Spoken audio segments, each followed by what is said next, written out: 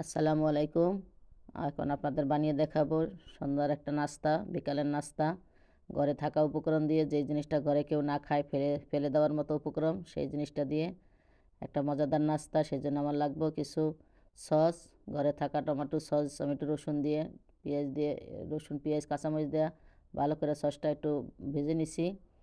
এই যে ব্রেড ছিল, রুটি, বড় রুটি, এটার ভিতরে একটু মেখে নিব। আজকে আমি ছোট মিনি পিৎজা বানিয়ে দেখাবো। অসাধারণ মজা এটা দিয়া।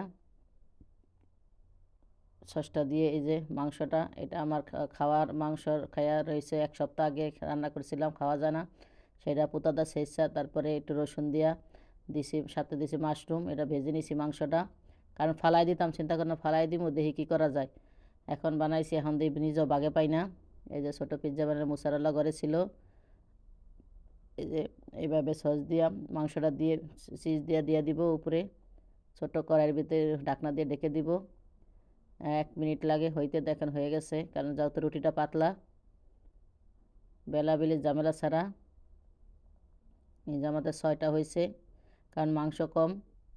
মাংসটা ফালাই দিতাম, পরে চিন্তা করলাম না, ফালাবো না, আজকে দেখি এটা কী করা যায়। এই যে বুদ্ধি খাটিয়ে বানিয়ে নিলাম, দেখেন দেখতে কত সুন্দর হয়েছে, খেতে কিন্তু অসাধারণ। কেউ বলতে পারবে না যে এত দিনের বাসি মাংস দিয়ে এটা বানাইছি।